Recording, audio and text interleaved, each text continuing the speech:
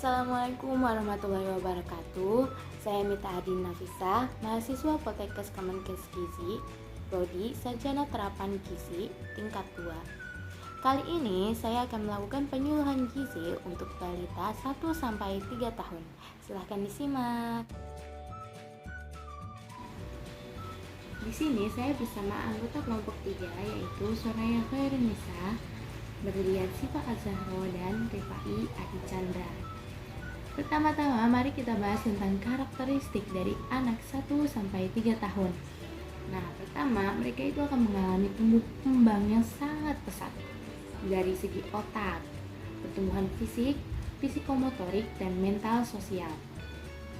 Lalu di umur 1-3 tahun mereka akan melalui pola makan di mana pola makannya itu berubah dari yang tadinya pola makan seperti anak-anak lebih lembut gitu, lalu menjadi pola makan seperti orang dewasa. Mulai nih dikenalkan dengan makanan-makanan orang dewasa. Untuk umur 12-18 bulan, mereka itu biasanya menggenggam dan melepaskan makanan dengan jari, memegang sendok dan memasukkannya ke mulut semau mereka, minum dengan cangkir tapi masih berceceran, benar nggak? Lalu ingin makan seperti makanan orang lain. Ya enggak bu, anaknya kayak begitu? Ya enggak mbak? Lalu untuk umur 1-2 tahun, nafsu makan itu biasanya mereka itu turun, lebih suka makan dengan tangan, suka bereksperimen dengan berbagai tekstur, semuanya dicampur-campur gitu. Lalu persiapan makan menjadi penting, memilih bahan makanan yang disukai. Mulai nih, biasanya pilih-pilih makanan, mana yang menarik, mana yang enggak, mana yang enak, mana yang enggak, mulai itu. Lalu di usia 2-3 tahun, biasanya anak-anak ini sukanya memegang gelas, mengolah makanan yang lebih banyak, masukkan sendok ke mulut dengan benar, tapi masih banyak yang tumpah dan masih beresiko tersedak. Jadi harus tetap diawasin ya bu. Untuk itu, anak-anak biasanya itu sukanya makanan-makanan yang biasanya manis mungkin ya, tapi harusnya jangan terlalu banyak nih bu. Menurut UNICEF, status gizi balita dipengaruhi langsung oleh asupan makanan dan juga penyakit infeksi. Asupan zat gizi pada makanan yang tidak optimal dapat menimbulkan masalah gizi kurang dan gizi lebih. Masalah gizi pada balita itu ada kekurangan energi, kekurangan vitamin, anemia, gangguan akibat kekurangan iodin, dan juga lainnya. Nah, mari kita bahas satu persatu ya. Kita mulai dari kekurangan energi dan protein. Di sini ada kwashiorkor dan juga marasmus. Nah, keadaan kekurangan energi protein ini adalah keadaan di mana disebabkan oleh rendahnya konsumsi energi dan juga protein dalam makanan sehari-hari. Kwashiorkor itu jadi diartikan sebagai kondisi kekurangan bahkan ketidakadaan asupan dari protein. Protein itu apa sih? Nanti kita bahas ya. Untuk kwashiorkor ditandai dengan pembekatan di bagian bawah kulit atau edema akibat terlalu banyaknya cairan dalam tubuh. Pembekakan ini muncul biasanya di seluruh bagian tubuh, termasuk di kaki. Biasanya itu sering banget di kaki. Lalu rambutnya itu kering, jarang, dan rapuh. Jadi kayak setengah bulu gitu loh bu, susah buat tumbuh rambutnya. Terus juga warnanya menjadi putih atau cenderung kemerahan. Itu tanda kwashiorkor. Lalu muncul ruam, lebih rewel, terlihat lesu, selalu mengantuk, gangguan tumbuh kembang.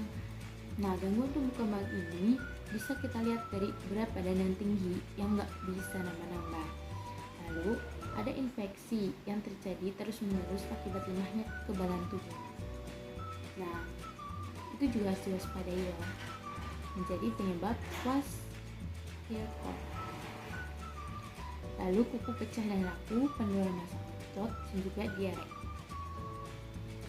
Untuk marasmus, di sini kita bisa lihat kalau marasmus ini sebenarnya mirip banget sama kwashiorkor ya, tentu saja.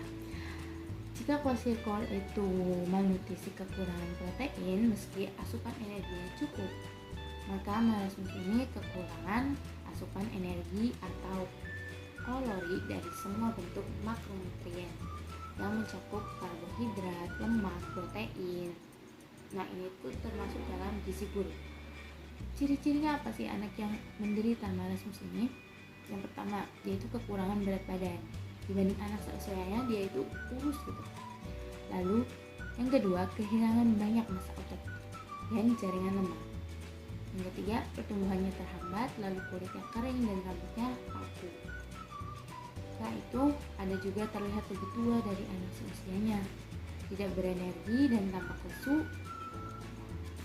Ada diare kronis juga.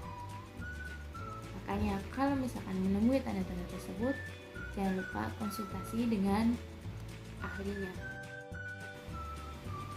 Lalu masalah gizi selanjutnya adalah kekurangan vitamin A. Kondisi ini dimana jadi tubuh kita itu kekurangan vitamin A. Biasanya vitamin A ini baiknya di sayur ya, kayak wortel, bayam gitu. Nah, bila dibiarkan ini, kondisinya itu akan memicu masalah penglihatan dan tubuh lebih rentan terhadap penyakit. Selanjutnya ada anemia gizi besi. Anemia defisiensi besi adalah salah satu jenis anemia yang terjadi akibat kekurangan zat besi. Tanpa zat besi yang cukup, sel-sel darah merah tidak mampu membawa cukup oksigen ke jaringan tubuh. Gimana sih tandanya anak-anak yang anemia gizi besi ini? Yang pertama, dia itu akan sering rewel, lalu tidak nafsu makan, lemas, sering pusing, cenderung mengantuk, dan juga tidak aktif dalam bergerak. Masalah selanjutnya yang paling sering kita temui adalah gangguan akibat kekurangan yodium.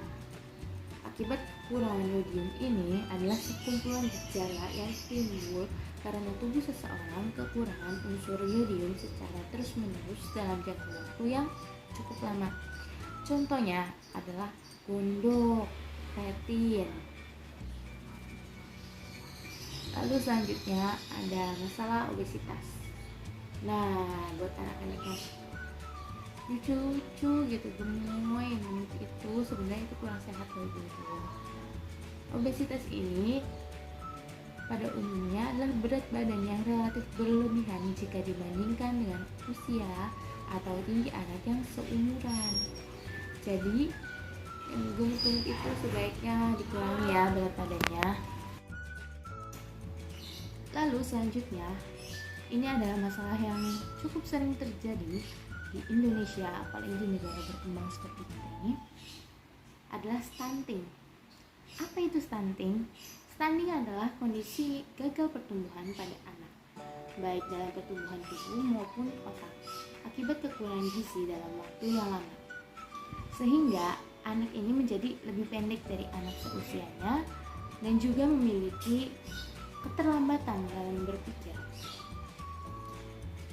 Nah, gimana sih cara mengatasi semua masalah gizi? Caranya adalah melakukan pola makan yang dengan pedoman gizi seimbang. Apa itu gizi seimbang? Gizi yang sesuai dengan kebutuhan sehari-hari sehingga tubuh dapat aktif dan sehat serta optimal dan tidak terganggu oleh penyakit. Gimana caranya melakukan gizi seimbang? Yaitu dengan isi piringku. Udah pada tahu belum apa itu isi piringku? Baik, isi piringku adalah porsi dan jenis makanan yang ada dalam isi piringku ini telah disesuaikan dengan usia dan beban aktivitasnya. Nah, sebelumnya ibu-ibu pasti sudah pernah mendengar tentang 4 sehat 5 sempurna kan? Di 4 sehat 5 sempurna itu apa aja coba? Yang pertama, makanan pokok. Yang kedua, sayur mayur. Yang ketiga, lauk pauk. Yang keempat, buah-buahan. Dan yang kelima, susu. Nah, selanjutnya dari 4 sehat 5 sempurna itu kita berubah ke isi piringku, dimana kita itu menggunakan piring sebagai acuan untuk memporsi satu porsi yang baik Untuk bayi dan balita serta anak-anak yang dalam proses masa pertumbuhan, ini sumber protein itu biasanya lebih banyak. Sedangkan pada usia dewasa, porsi karbohidrat harus dikurangi. Kalau pada usia dewasa ini, dalam satu piring akan ada 1/3 makanan pokok, 1/3 sayur mayur, 1/6 lauk pauk, daging, tempe, tahu, telur, dan juga 1/6 buah. Sedangkan untuk anak-anak, mari kita lihat. Untuk anak-anak usia 1-2 tahun, ada 35% karbohidrat, 25% sayur dan buah, 10% kacang-kacangan, dan 30% sumber hewani. Contoh dari karbohidrat itu apa? Bukan nasi doang dulu. Kalau anak yang suka nasi, jangan dibiarkan yang suka nasi. Kita ganti dengan kentang, gandum, dan juga singkong atau yang lain sebagainya. Lalu untuk lauk hewani dan kacang-kacangan itu contohnya daging sapi, ayam, ikan, terus dan segala jenis kacang-kacangan. Lalu ada sayur dan buah. Segala jenis sayur mayur dan juga buah itu diperbolehkan selagi anaknya suka. Tapi kalau nggak suka gimana? Dicoba satu-satu mana yang disukai. Selanjutnya untuk anak 2-3 tahun ada 35% karbohidrat, 30% lauk hewani, dan juga nabati ada 30% sayur dan juga buah. Untuk kebutuhan gizi balita, dalam sehari itu harusnya berapa energi sih? Oke, kita lihat. Di sini ada golongan umur. Kita mulai dari 1-3 tahun ini, ada berat badannya itu seharusnya adalah 13 kg untuk anak seusia. Kalau lebih dari itu berarti kemungkinan ada overweight atau obesitas, dan kurang dari itu kemungkinan adalah gizi buruk. Tapi kalau mendekati 13 kg normal. Untuk energinya ada 1350 kalori.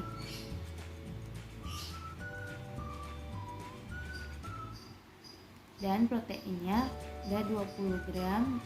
Lalu untuk karbohidratnya ada 215 gram.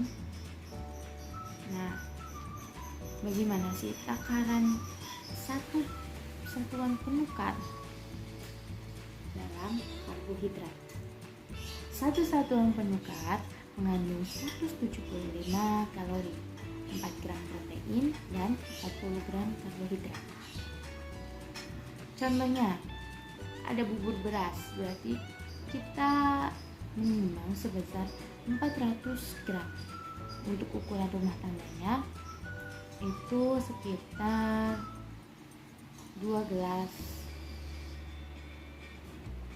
Lalu untuk nasi putih, beratnya itu sekitar 100 gram atau ukurannya 3/4 gelas.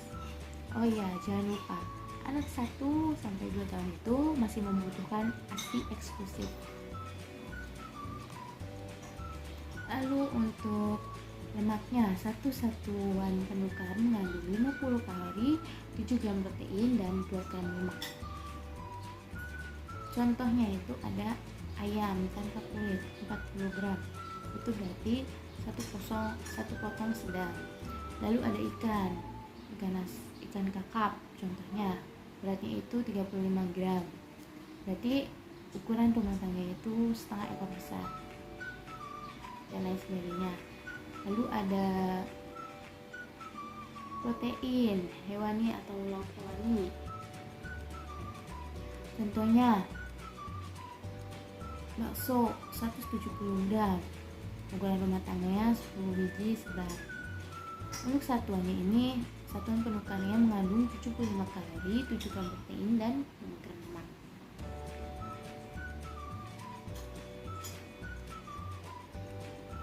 Lalu ada protein hewani dan nabati. Satu satuan penukar mengandung 75 gram kalori, 5 gram protein, dan 3 gram 7 gram karbohidrat.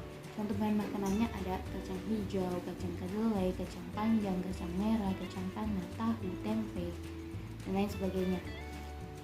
Untuk kacang hijau sendiri beratnya itu sekitar 20 gram. Untuk ukuran yang makanannya itu sekitar 2 sendok makan. Untuk sumber lemak, satu satuan penukan mengandung 50 gram kalori dan 5 gram lemak. Contoh lemak itu gimana ya? Lemak atau minyak itu kayak mentega, minyak buah matahari, minyak jagung, minyak kedelai, macam-macam minyak lah pokoknya. Nah, beratnya itu biasanya 5 gram atau 1 sendok teh untuk satuan rumah tangga.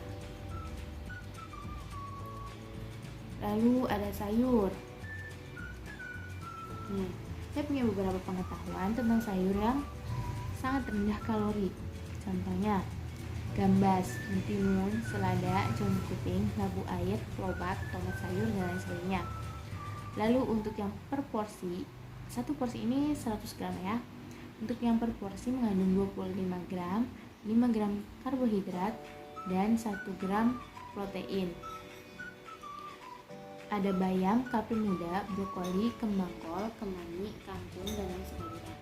Lalu untuk yang per porsinya mengandung 50 gram kalori, 10 gram karbohidrat, dan 3 gram protein, ada bayam merah, daun katuk, bawang melinjo, mangkokan, kacang kapri, daun talas, dan lain sebagainya. Lalu untuk buahnya nih, biasanya per porsi itu sekitar 50 gram sampai 100 gram ya. Ya, anak-anak itu lebih suka kayak buah yang teksturnya itu cukup lembut, contohnya pisang, alpukat. Tapi kalau yang udah 1-2 tahun itu mungkin mereka suka juga apel, pir, atau jeruk. Contoh penerapan isi piringku.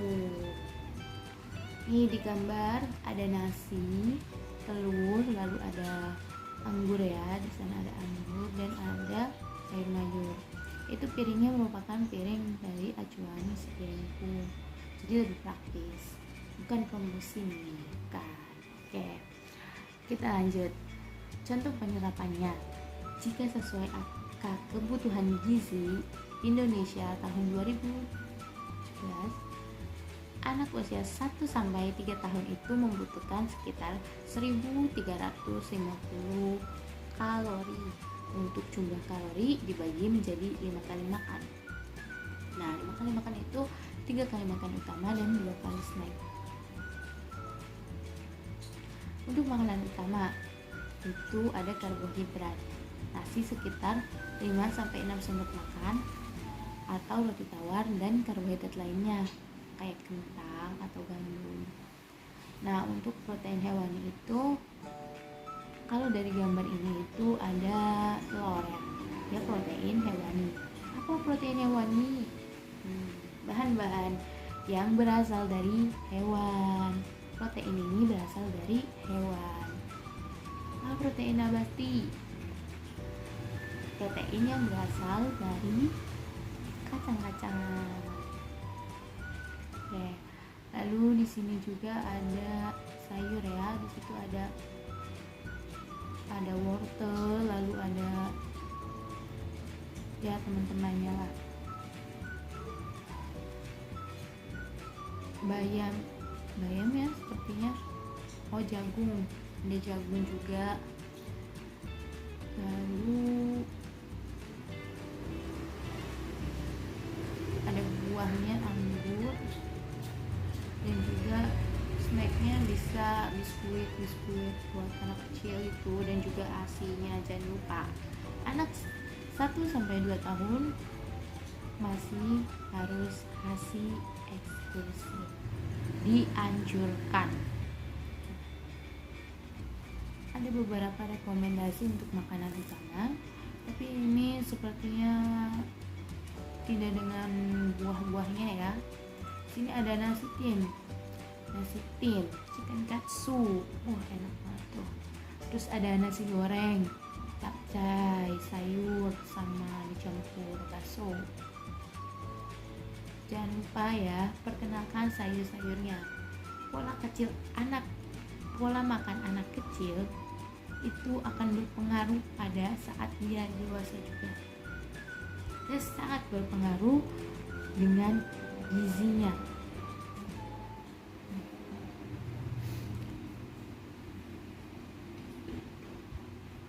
Untuk panduan makan untuk bayi berumur 1 tahun itu, yang pertama itu kita harus tetap melanjutkan pemberian ASI. Lalu kalau ingin melakukan pemberian susu formula, jangan lupa dengan konsultasikan ke dokter. Lalu yang kedua, ada MPASI. Untuk anak 1 tahun itu biasanya sudah menerima makanan dengan tekstur lebih padat, dan nasi, lalu suka mengunyah makanan padat gitu. Dan juga suka mengunyah makanan yang semakin kasar teksturnya. Lalu saya ada selingan makanan. Lalu makanan apa saja sih yang harus dihindari atau dibatasi untuk anak-anak? Yang pertama adalah makanan yang terlalu berminyak. Nah, contohnya apa? Gorengan. Jangan terlalu banyak. Membuat anak harus mengonsumsi gorengan atau makanan yang berminyak lainnya lah, seperti santan yang terlalu banyak atau lain sebagainya. Lalu juga ada junk food. Jangan ajarkan anak kecil untuk makan junk food terlebih dahulu. Kenapa nggak sehat? Karena antara karbohidrat, protein, dan juga sayur itu tidak seimbang. Makanya junk food itu tidak dianjurkan atau dihindari. Selanjutnya adalah makanan berpengawet. Sebaiknya jangan dulu ya, Bu. Kita harus membatasi makanan berpengawet. Contohnya, ciki-ciki yang beredar di pasaran sekarang itu biasanya mengandung pengawet juga. Penggunaan garam dan gula juga harus dibatasi. Jangan sampai terlalu banyak ya. Lalu untuk jajanan yang tidak terjamin kebersihannya, contohnya jajanan yang di luar, itu kan biasanya kita lihat yang suka minyaknya lebih hitam atau mungkin lain sebagainya. Cara mengatasi anak yang sulit makan. Yang pertama, hindari makanan dan minuman manis. Yang kedua, kenalkan berbagai makanan secara perlahan. Yang ketiga, berikan makanan tepat waktu. Kenapa tepat waktu? Contoh, misal jika anak itu tidak sarapan, maka ketika dia makan siang, dia akan menambah porsi dari makan pagi itu, atau dia belum kenyang lah dengan porsi yang segitu. Nah, yang keempat, ciptakan suasana senang selama makan dan berikan pujian bila anak melakukan hal yang menyenangkan. Suasana senang ini maksudnya sambil bermain atau mungkin ya sambil menonton TV dan lain sebagainya. Kesimpulannya, status gizi balita ini sangat dipengaruhi langsung oleh makanan dan penyakit infeksi. Balita dan batita ini memiliki banyak masalah gizi seperti obesitas, stunting, dan juga lain sebagainya. Upaya yang dapat kita lakukan adalah dengan menerapkan gizi seimbang dan juga isi piringku. Nah, baiklah, setelah itu kita akan melakukan tanya jawab. Siap-siap untuk menjawab ya. Yang pertama, apa yang dimaksud dengan gizi seimbang? Tadi sudah saya jelaskan. Apa? Ya, gizi seimbang adalah gizi yang sesuai dengan kebutuhan sehari-hari. Jadi, baik energi, protein, karbohidrat, ataupun lemaknya itu sudah pas, sesuai dengan kebutuhan masing-masing. Lalu pertanyaan kedua, apa manfaat dari gizi seimbang untuk balita?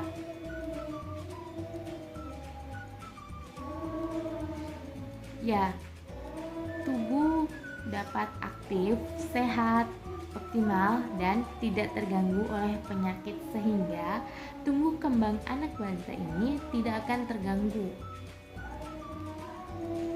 Lalu, apa dampak gizi yang kurang bagi balita? Dampak kurang gizi nih, tadi saya sudah jelaskan. Ya, terhambatnya tumbuh kembang pada anak dan berbagai penyakit. Lalu yang keempat, apa pengganti slogan Sehat 5 Sempurna? Isi piringku, ya betul sekali. Lalu yang nomor 5, kenapa isi piringku ini direkomendasikan untuk balita?